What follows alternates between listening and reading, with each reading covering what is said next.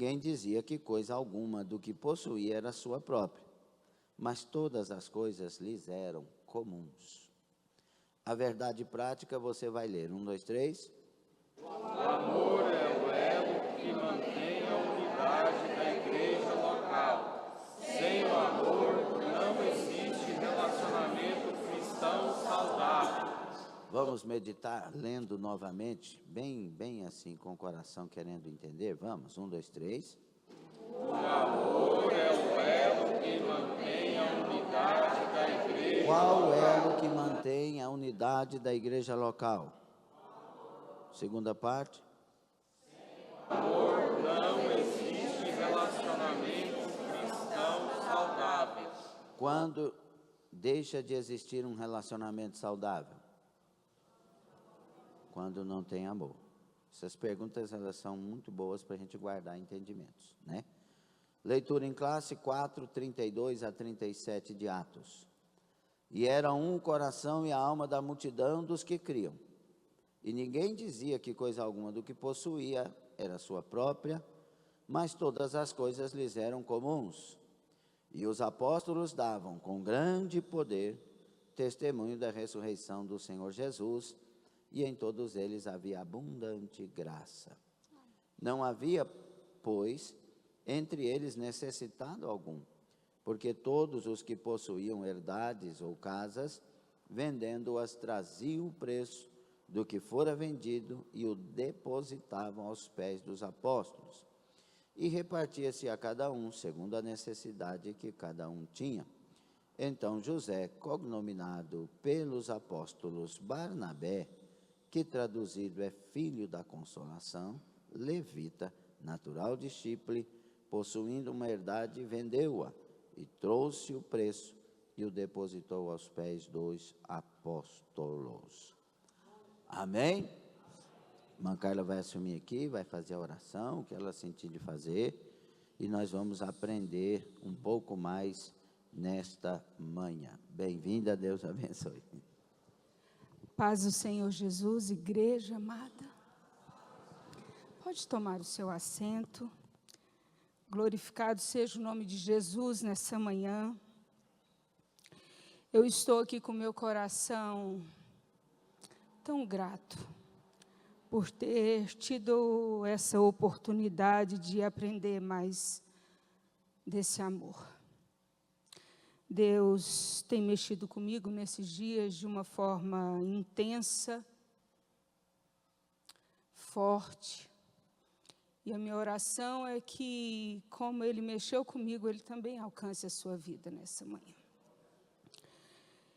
Não posso deixar de agradecer, claro, essa linda oportunidade ao meu Pai do céu, ao meu Pai espiritual. Quando eu adentrei, eu não sabia se eu corria, se eu orava, o que eu fazia, porque tamanha responsabilidade, o meu Pai do céu, o meu Pai espiritual, o meu Pai biológico e o Pai dos meus filhos estão aqui nessa manhã.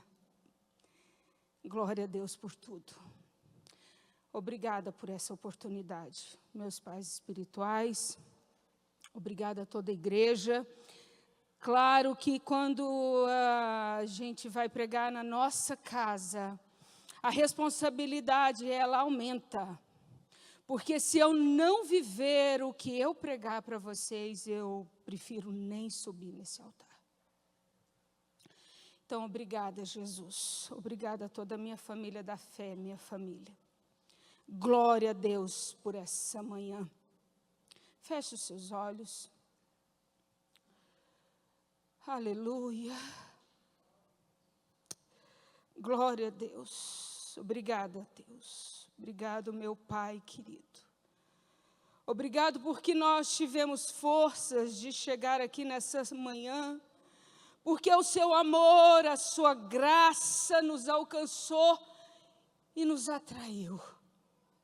Obrigado, porque estamos aqui com o coração, Senhor, aberto para ouvir a Tua voz.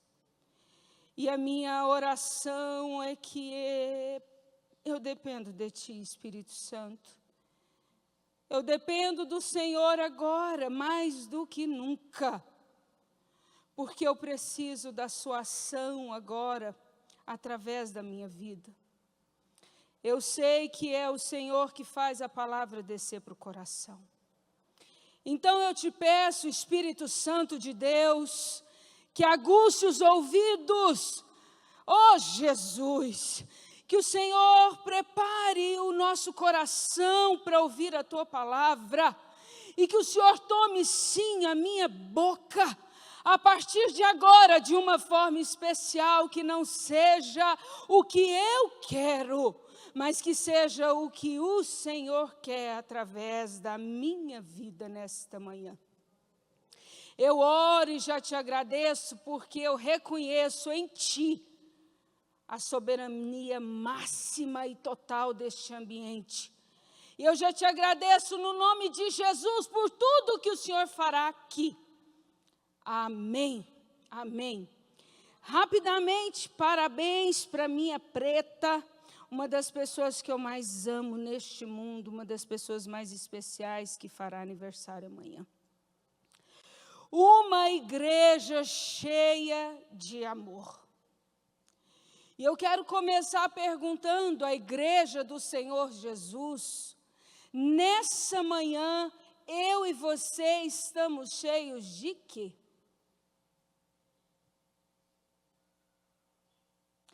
Essa igreja de Jerusalém, ela estava cheia de amor.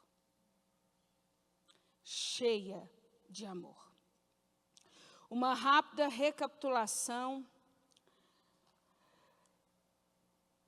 Nesse trimestre, nós estamos estudando a igreja em Jerusalém. Vimos como ela se formou, os fundamentos, e que essa igreja é um modelo a ser seguido. Aprendemos também que a igreja em Jerusalém era comprometida com a palavra de Deus e ela era cheia do Espírito Santo. Amada igreja, a igreja em Jerusalém, que nasceu lá no Pentecostes, ela recebeu o selo. Ela recebeu o revestimento, a capacitação do céu para revelar a obra do Senhor. Habilitada pelo Espírito Santo, ela teve condições então de ser testemunha de Jesus Cristo. Essa igreja mãe, ela floresceu e impactou o mundo, mostrando o poder transformador do Evangelho. Quando o Espírito Santo veio para dentro das pessoas que ali estavam, elas receberam a companhia poderosa de Deus. O falar em línguas era, sim, uma das evidências vistas naquela comunidade. Porém, com certeza não era a única. De fato, eles passaram a ser guiados pelo Espírito Santo e suas ações passaram a ser governadas por Ele. Glória a Deus. Essa igreja em Jerusalém, que nasceu naquele dia de Pentecostes, ela foi cheia do Espírito Santo. Cheia. Se esse copo, ele ainda tem um espaço aqui. Ele ainda tem um espaço. Diferente da igreja de Jerusalém. Ela foi cheia. E à medida que o Espírito Santo encheu aqueles que ali estavam, eles foram tomados pela graça de Deus. E não houve outra coisa senão o amor de Deus através deles. O amor de Deus através deles. Cheios do Espírito Santo, cheios de amor. E quando eu estudava esses dias, o Espírito Santo trouxe ao meu coração uma lembrança da minha infância. Eu lembrei de uma professora quando eu tinha 10 anos, naquela escola. Ela fazia um grupo de oração às 5 da tarde. E eu lembro de sair da minha casa e ir para aquele grupo de oração. Aquela professora, ela não sabia, mas ela estava plantando a sementinha do Evangelho nos nossos corações. E os olhos daquela mulher eram tão cheios de amor, que eu pude me lembrar daquele olhar dela para mim. E eu sentia naquele lugar, naquela atmosfera, algo que eu nunca tinha sentido em nenhum outro lugar. O amor de Deus que estava presente na vida daquela mulher alcançava a mim e as crianças que ali estavam. E a gente cantava e ela falava rapidamente do amor de Deus. Também me lembrei da irmã Marta, que foi instrumento do Senhor para alcançar a minha vida, a minha família. Aquela mulher era tão cheia do amor de Deus, que ela saía da sua casa e passava as tardes nos evangelizando, ensinando a palavra. Eu lembro dela sentar à minha mesa e falar daquele amor que até então eu ainda e a minha família não conhecíamos. Mas a irmã Marta, que hoje é pastora Marta, ela carregava algo diferente. Ela carregava algo que eu e você precisamos carregar. Ela carregava o amor de Deus. Ela era tão cheia do Espírito Santo que ela não tinha outra coisa para dar que não fosse o amor. Do que eu e você estamos cheios nessa manhã. Aquela igreja, ela foi tão tomada. Ela foi tão tomada pelo Espírito Santo, que ela foi cheia de amor. E aí ela passou a ter habilitação para esparramar o Evangelho. Eles foram cheios e eles fizeram a manutenção. Eles perseveravam na doutrina, eles perseveravam na oração, eles tinham unidade, era uma comunidade, era um só coração, era um só objetivo, era uma intenção. Às vezes, a igreja do Senhor tem algo de errado conosco,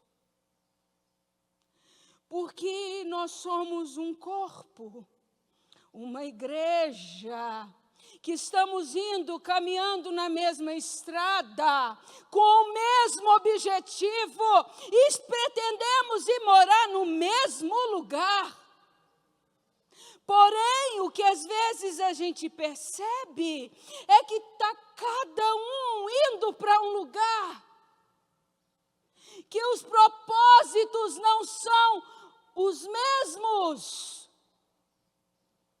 E por essa falta de unidade, o amor de Cristo não tem acesso à igreja, porque nós estamos cheios de outras coisas, cheios de nós mesmos, cheios de ciúme, cheios de inveja, cheios de outros sentimentos de competição, enquanto o que deveríamos ser cheios é do amor. Jesus tinha algo no seu olhar. E aqueles discípulos passaram a ter também. Era tanto amor que as pessoas, eu sinto uma graça aqui nesse lugar. Canto manai, era tanto amor que as pessoas viam nos olhos, nas condutas, no jeito de ser. E eu me lembro de uma das primeiras pregações que eu cheguei aqui na Formosa. Pastor Lindomar. Ele pregava e ele perguntava para a igreja assim: vocês veem Cristo em mim? Essa pergunta nunca saiu do meu coração. Eu me preocupo, sim. Eu me preocupo se o meu irmão e a minha irmã estão vendo Cristo em mim. Eu me preocupo se os meus pais, o meu esposo, os meus filhos, os meus familiares, o meu irmão mais simples aqui da Formosa. Eu me preocupo se quando você olha para mim, se quando você é abraçado por mim, se quando você olha nos meus olhos, você vê Jesus em mim. Isso nunca saiu do meu coração. E eu oro para que não saia do seu também. Para que quando nós estivermos lá fora, a gente pense: as pessoas estão vendo o amor de Cristo através da minha vida, ou não? Louvado seja o nome do Senhor. Vamos partir para a introdução, mas eu sei que está tudo no domínio, no controle absoluto e total do Espírito Santo. Não se incomode com as minhas lágrimas não, tá, irmãos? É quebrantamento. É quebrantamento. Eu me sinto profundamente tocada pelo Espírito Santo nessa manhã. Glorificado seja o nome de Jesus, aleluia. A introdução da nossa revista, na página 23, está assim: nesta lição, veremos como o amor de Deus se manifesta numa igreja genuinamente cristã. Ele capacita a igreja a enxergar os mais necessitados e a buscar caminhos para que as suas carências sejam atendidas. Uma igreja genuinamente, ou seja, uma igreja verdadeira, uma igreja legítima, ela é capacitada a enxergar a necessidade do próximo. Nós estamos dizendo de uma igreja verdadeira, cristã. A partir do momento que eu sou verdadeiro, que eu represento de fato Jesus Cristo, os meus olhos se abrirão para a necessidade do meu próximo. Às vezes, o desamor, o desafeto, a indiferença é tão grande em nós, que nós nos assentamos ao lado de pessoas que precisam tanto de nós. E olha, que eu nem estou dizendo de uma carência financeira. Às vezes, é uma carência afetiva, de um abraço, de um sorriso, de uma palavra de consolo. Às vezes, eu e você temos dificuldades em dar a paz do Senhor para o nosso irmão que está à frente ou atrás. Às vezes a gente fica constrangido em se esbarrar com os irmãos na igreja e não tem o zelo de levantar os olhos e trocar o olhar com aquela pessoa. Às vezes a gente passa uns pelos outros de uma forma tão fria, tão indiferente. Que amor é esse que ainda não chegou no meu coração e no seu coração, a ponto da família da fé não ser alcançada por ele? Meu Deus. Esse amor, contudo, ele não é um mero sentimento humano. Em vez disso, ele é a expressão máxima da graça de Deus que foi derramada abundantemente nos corações daqueles que creem em Jesus. Nós estamos falando da expressão máxima de Cristo. É um amor que veio para dentro de mim, um amor no superlativo, um amor que eu e você não compreendemos, um amor a ponto de nos amar, de enviar o Filho dele, Jesus, e esse amor agora, a graça vem para dentro de mim, para dentro de você, e isso é externalizado através das minhas atitudes, das minhas emoções, de tudo. É um amor de Cristo que vem para dentro de mim e me capacita a amar o meu próximo. Meu próximo, independente de quem seja, do que ele faz para mim, se ele faz bem, se ele faz mal, se ele me odeia ou não me odeia, porque se eu e você amarmos os que nos fazem bem, que mérito há nisso? Oh, Jesus, somente através do amor de Deus, o amor de Deus, o cristão aprende a ser solidário e generoso com aqueles que precisam ter as suas necessidades supridas. É uma aprendizagem. À medida que eu vou me enchendo do Espírito Santo, o próprio Jesus, com as suas características, vai me ensinar a amar e a ser generoso. No tópico 1 diz assim, está dando para entender? Está tudo bem? O amor manifestado na comunhão cristã, ou seja, no companheirismo, na união, no desenvolver algo juntos. O crescimento da igreja cristã, como subtópico.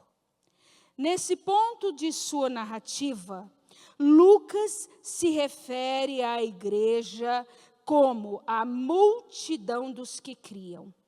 Essa expressão pode ser entendida com o sentido de um grande número ou assembleia. A igreja que havia começado com 120 discípulos, agora é uma grande multidão. Uma igreja pequena, ela possui a mesma natureza e essência de uma igreja grande.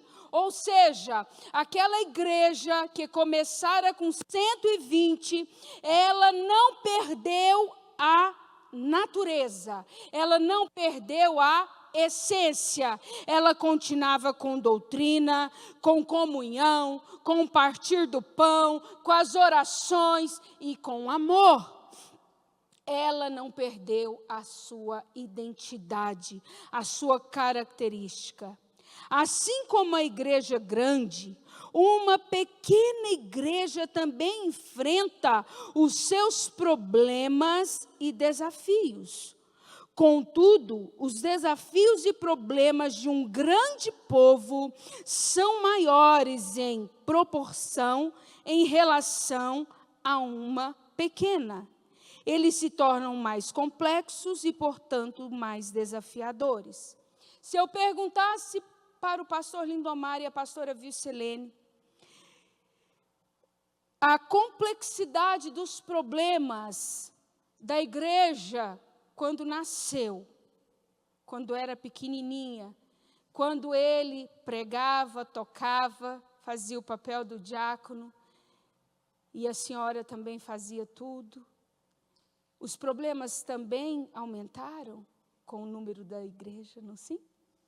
A complexidade, também a igreja em Jerusalém passou por isso. Quando a igreja foi tomando uma proporção maior, começaram a aparecer problemas como aqueles das viúvas que passaram a não ser assistidas e elas começaram a reclamar. E aí levantaram-se os diáconos, aqueles 7 homens de Deus são levantados para ajudar os apóstolos. Então a igreja foi crescendo, e os problemas aumentando. Claro, isso é normal, mas a natureza e a essência da igreja em Jerusalém não foi deformada. Não foi. Por isso o evangelho chegou até nós. Porque eles não se perderam no caminho. E a Regional Formosa, como está? Tópico 2. Os desafios do crescimento. Assim, vemos a igreja de Jerusalém crescer em escala geométrica. Ela se multiplicava de 120 para 3.000, de 3.000 para 5.000, e essa igreja foi crescendo, mas ela crescia em número, em graça, em amor, em unidade, em compaixão. Essa igreja crescia em número e com o Espírito Santo. Como essa igreja, que até pouco tempo não passava de um pequeno número, se comportaria com o novo formato adquirido? Ela manteria a unidade em meio à complexidade? Sim. A igreja de Jerusalém, apesar do rápido crescimento, ela não perdeu a sua essência de comunidade e de cuidado mútuo. Ela não perdeu. Ela continuou com essa característica. De fato, Paulo dirá que o amor de Deus foi derramado nos corações dos crentes pelo Espírito Santo. O amor de Deus foi derramado no coração dos crentes. Oh, Jesus, pelo Espírito Santo. E às vezes, se eu olhar para dentro de mim, quem sabe, nessa manhã, o Espírito Santo me mostrar como eu estou, o que eu vou ver dentro de mim. O que eu vou ver dentro de mim? É um desafeto, um desamor, um não me importo. Eu não sei. Que o Espírito Santo mostre a nós o que está dentro de nós. Aos Colossenses, o apóstolo dos gentios disse que o amor é o vínculo da perfeição. Somente através do amor cristão, a igreja pode manter-se unida. E eu vou repetir, somente através do amor cristão, a igreja pode manter-se unida, porque quando uma igreja se fragmenta e se divide, isso significa que o egoísmo tomou o lugar do amor em algum ponto. Em algum ponto a igreja se perdeu. À medida que eu e você permitirmos que o egoísmo entre dentro de nós, nós perderemos a nossa característica de igreja. Isso é uma arma satânica. Dividir a igreja, dividir o corpo, dividir os interesses. Porque à medida que a gente se divide, o Espírito Santo perde o acesso nessa igreja. É tão interessante quando é dia de Santa Ceia, por exemplo, quando é dia do culto renovo, que a gente fica numa busca maior. A semana de oração, o relógio de oração, o jejum mais intenso, uma busca mais intensa. É inevitável que o Espírito Santo tenha mais acesso. E o que acontece como resultado é que a palavra flui de uma forma diferente. É que as mulheres, quando entram aqui no culto renovo, dizem assim: até o ambiente é diferente. Elas não dizem? A atmosfera é diferente, porque eu e você estamos quebrantados, abertos para o Espírito Santo vir e permanecer. Porque essa igreja fez isso, e depois de serem cheios, eles mantiveram essa presença dentro deles. Eles mantiveram, eles cultivaram a presença, e é impossível que eu e você estejamos cheios do Espírito Santo e isso não flua através de nós. É impossível uma mulher e um homem cheio do Espírito Santo não exalar o perfume, não exalar o amor, não exalar a compaixão, não exalar o desejo de caminhar junto e unido. Se não está assim, tem algo errado na essência, lá dentro de mim e de você. A vida interior, no item 3, diz assim: a expressão era o coração e a alma. Mostra a igreja em sua essência, revelando a sua união interna. Não era só fachada. De verdade, aquela igreja era verdadeiramente unida. Não era só para os outros verem. Nos bastidores também tinha essa união. Como estamos como igreja? Como estamos nos bastidores? Se eu não sou capaz de amar o meu irmão, tem algo errado comigo. Se eu não sou capaz de perdoar ele, tem algo errado comigo. Tem algo errado na minha essência. O Espírito Santo, ele capacitou poderosamente os cristãos para cumprir a missão fora da igreja, para a tarefa do evangelismo, mantendo os crentes unidos internamente. O Espírito Santo, então, derramado naquele povo, vai capacitar eles para o evangelismo externo. E às vezes nós temos dificuldade, como igreja, de fazer um evangelismo na rua, em unidade. Tem algo errado com o nosso cristianismo. O amor como manifestação da graça. A graça como manifestação do Espírito. O melhor ambiente para a manifestação dos dons do Espírito é uma igreja onde o amor de Deus está presente. Lucas nos informa que os apóstolos, eles davam com grande poder testemunho da ressurreição do Senhor Jesus. O contexto nos mostra que o Espírito opera em um ambiente que lhe é propício, isto é, onde a igreja está banhada no amor cristão.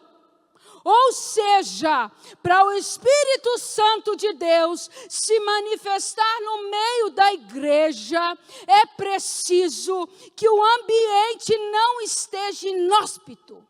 Não, o ambiente não pode estar hostil, não, o ambiente não pode estar com o coração fechado, não, o ambiente não pode estar com o coração magoado, ferido, rancoroso, invejoso, não, o meu coração e o seu coração, ele tem que estar banhado no amor de Cristo, para que o Espírito Santo tenha liberdade de se mover e atuar como ele gostaria de atuar no nosso meio.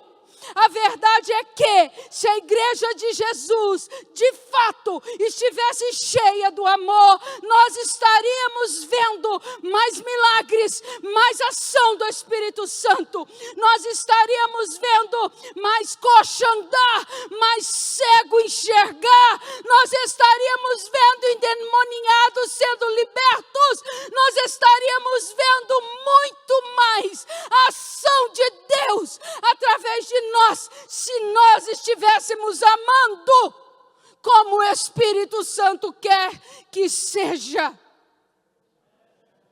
Ai, ai, ai, canto, manai, achai. Oh, aleluia. Como está o seu coração? Como está o meu coração nessa manhã? Ai, muitos podem cair na tentação de achar que o segredo para ter uma igreja imersa no Espírito Santo, isto é, onde os dons espirituais se manifestam com regularidade, tem a ver com cumprir determinadas regras e normas estabelecidas. Regras são importantes e não podemos viver sem elas. Contudo, o Espírito opera no ambiente, é o que eu falei, onde há comunhão entre os irmãos. Eu estou falando de comunhão, igreja. Comunhão. Comunhão. Aquela igreja, eles trabalhavam juntos como parceiros, no mesmo propósito. Eles compartilhavam alegrias, compartilhavam as tristezas, as vitórias, as lutas, as provações. Eles tinham tudo em comum. Por isso, o Espírito Santo tinha liberdade de se mover ali.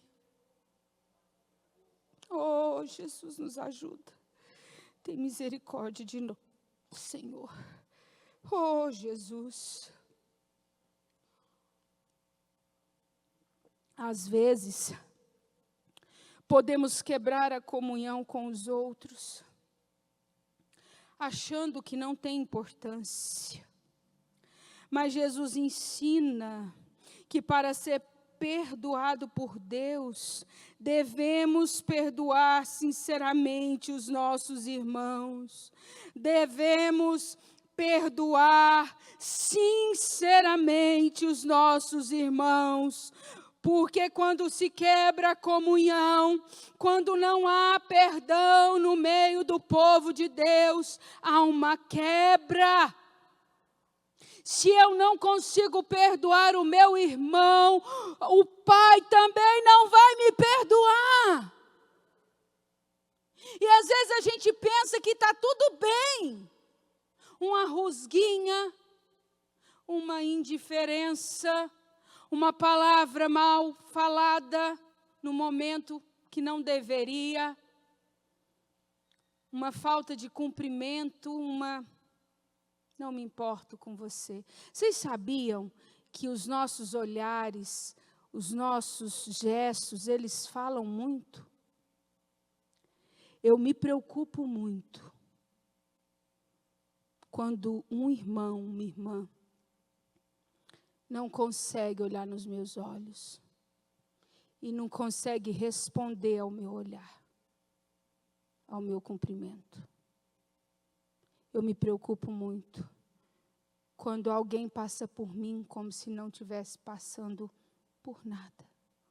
Ou às vezes não é por mim, mas é com outro. Eu também percebo às vezes. E aí a gente está aqui cantando, somos corpo, e nós não somos não.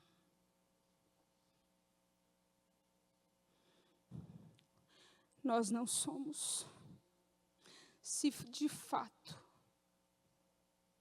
nós não vivermos como Jesus nos ensinou, como Ele ensinou aqueles 12, que passaram a ser 120, e 3.000 e 5.000. Se eu não sou capaz, eu preciso pedir ao Espírito Santo que me ajude a não ser assim mais. A não me sentir desconfortável com um abraço.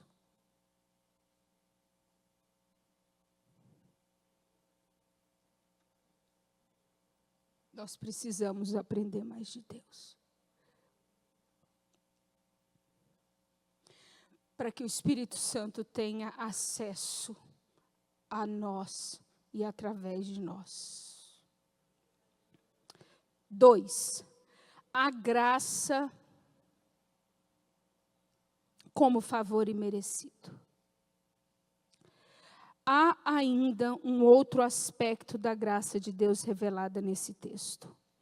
Em todos eles havia abundante graça. Isso significa que a graça de Deus estava manifestada tanto nos apóstolos como em toda a igreja. Percebem a diferença? A graça não estava só sobre o pastor, sobre os obreiros do altar, sobre os diáconos, ou sobre o irmão, ou sobre o outro irmão. Não, a Bíblia nos conta que a graça estava sobre toda a igreja.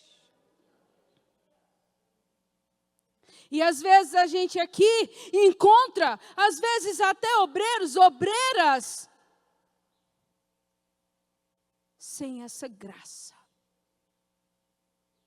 Sem essa graça.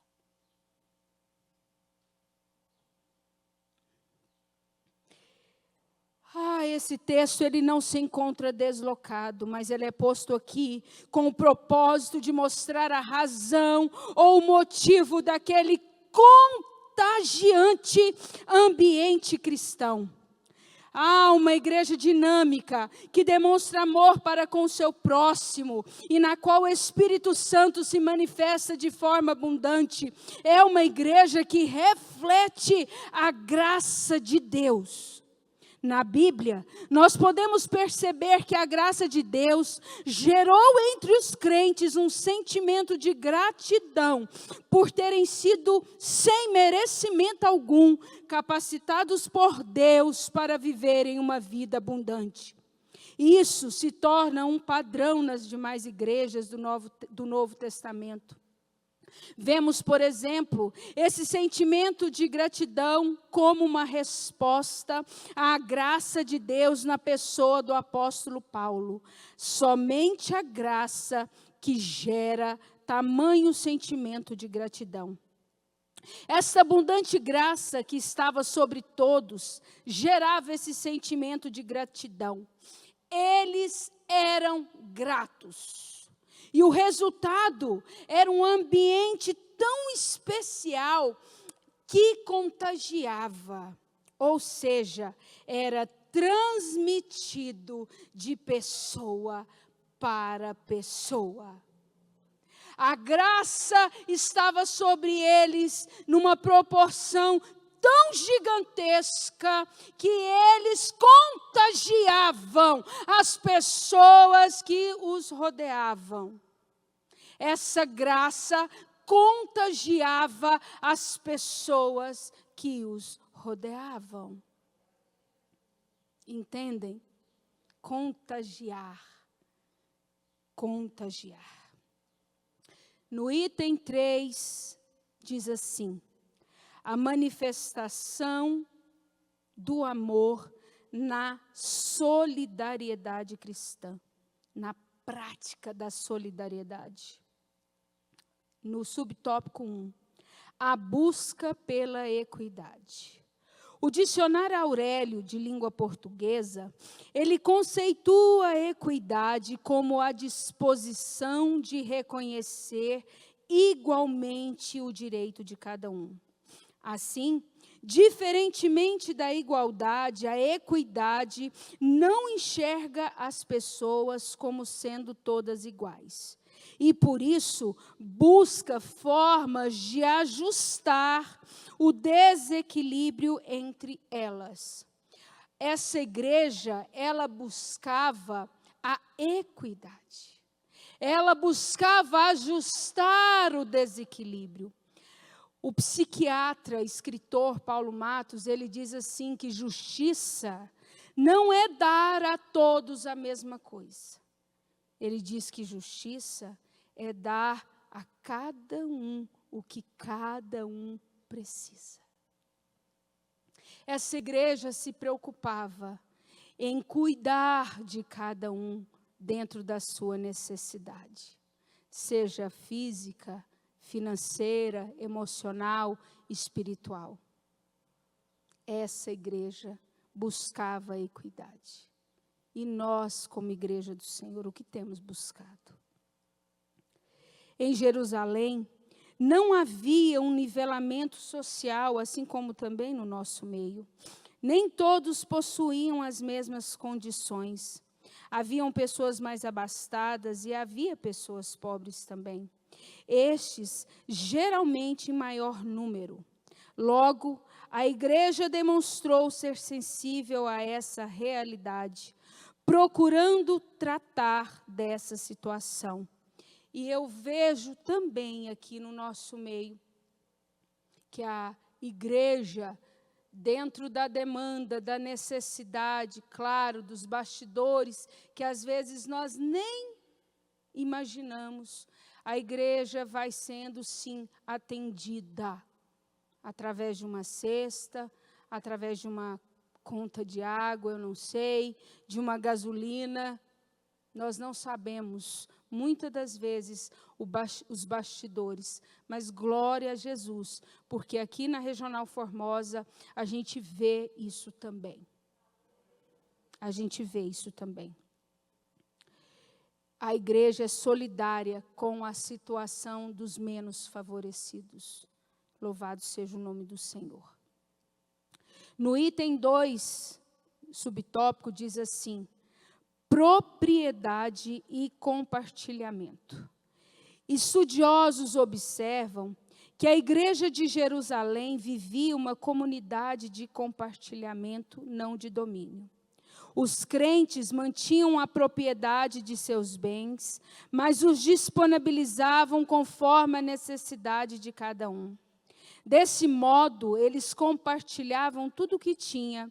Isso pode ser observado com Maria, mãe de João Marco. Ela também pertencia à igreja de Jerusalém e, em vez de vender sua casa, pôs a serviço da igreja, transformando-a numa casa de oração, onde a igreja se reunia. Nós vamos ver, então, como Barnabé, que vendeu a sua propriedade e depositou aos pés dos apóstolos. Alguns faziam isso, mas também outros não vendiam, não depositavam, mas eles cediam, ou eles faziam com que aquela propriedade fosse comum, como no caso da nossa irmã, que cedeu a sua casa para a igreja se reunir ali. Assim também fazia a igreja de Jerusalém.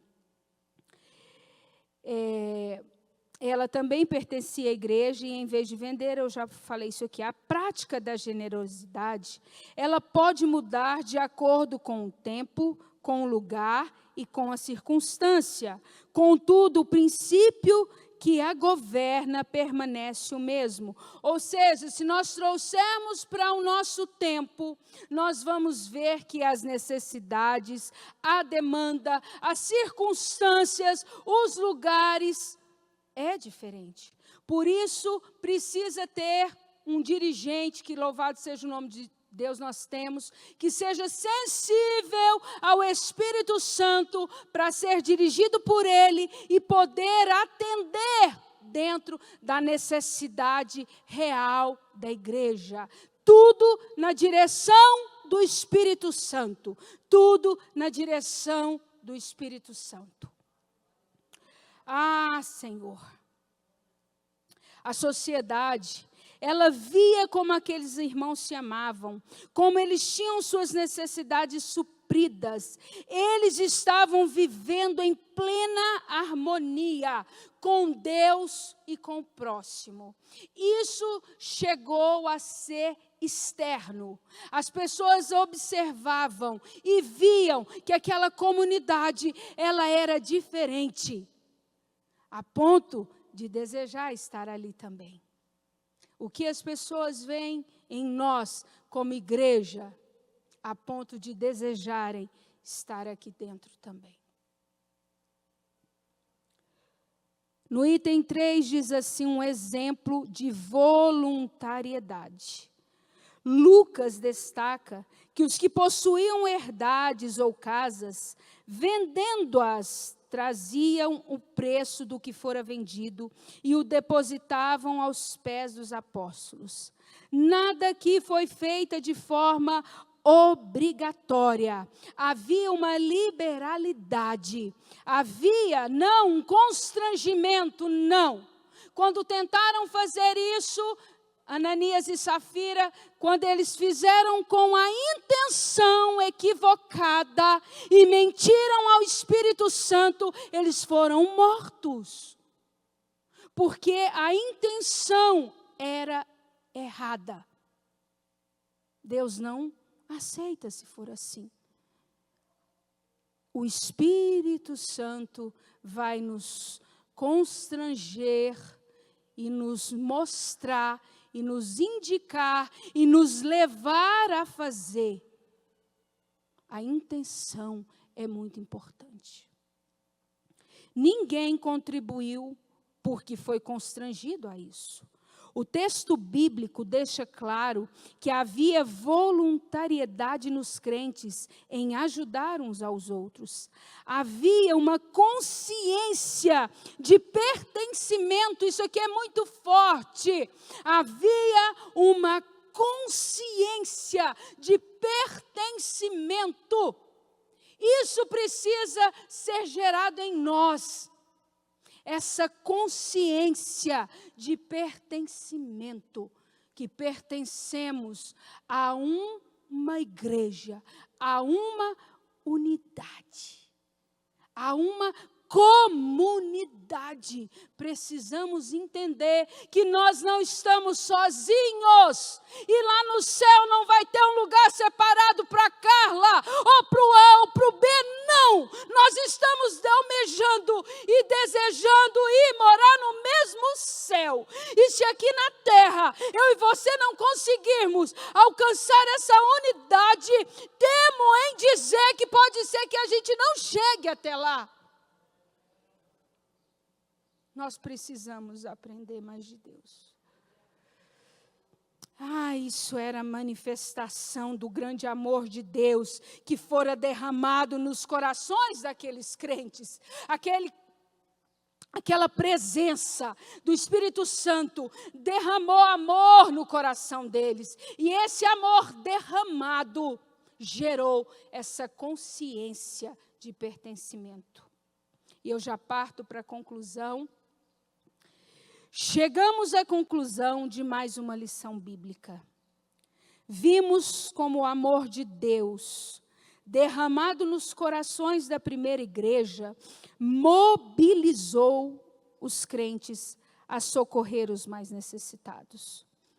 Isso aconteceu de forma voluntária, quando cada um, de acordo com as suas posses, se prontificava a dar do que lhe pertencia.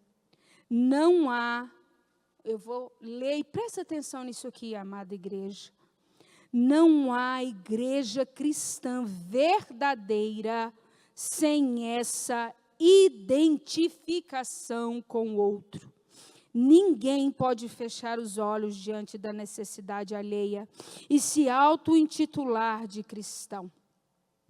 O verdadeiro amor se realiza no atendimento da necessidade do próximo. Se eu e você não temos amor dentro de nós, eu temo que sejamos uma farsa. Nós podemos ser qualquer coisa, menos uma igreja cristã. E se esse amor não estiver dentro de mim, de você, nós não estamos habilitados para pregar o Evangelho. Nem aqui, nem fora, nem em lugar nenhum. Mas Deus é tão bom, tão lindo, tão cheio de misericórdia, que Ele preparou essa manhã para nós. E o Espírito Santo que encheu aquela igreja, pretende também encher a mim e a você.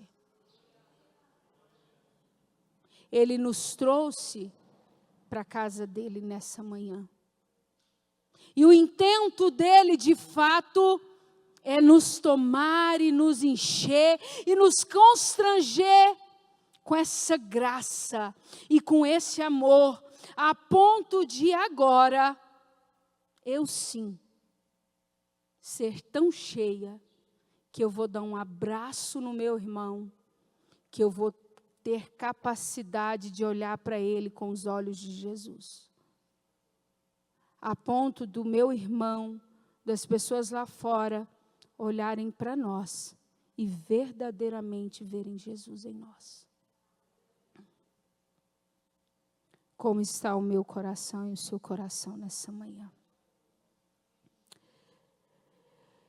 Eu posso fazer uma oração, meu pastor? Posso. Feche os seus olhos. Louvado seja o nome do Senhor nessa manhã. Obrigada, Espírito Santo. Obrigado por essa palavra tão linda, tão forte, tão poderosa. Obrigado por nos amar tanto e por nos trazer aqui nessa manhã. Oh, Jesus, papaizinho querido, som dos nossos corações aqui nessa manhã.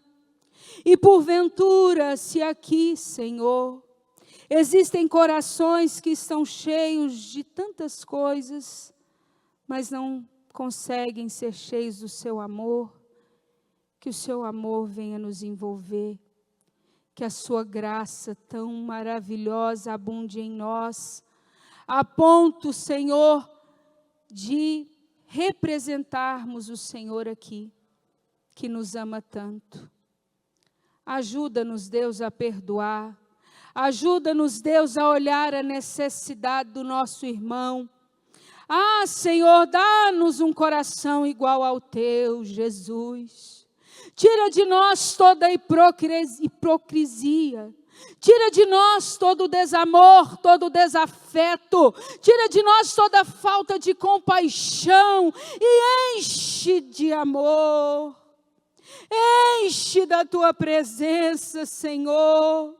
Nos dá da tua graça para amar aqueles que não são amáveis.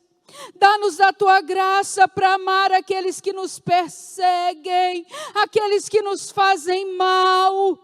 Sim, Senhor, enche a mim, enche a Regional Formosa com esse amor tão grande, tão poderoso, a ponto da cidade, a ponto das pessoas enxergarem esse amor em nós e virem talvez como foi naquela época, de uma forma contagiante, nós podemos encher essa casa de outros e de outros que viram Jesus em nós. Tem misericórdia da minha vida e da vida de cada um que está aqui, dos que estão pela internet. Nos alcança e nos transforma, Jesus, conforme a sua palavra. Eu oro e eu te agradeço no nome de Jesus. Eu agradeço essa linda oportunidade no nome de Jesus. Amém.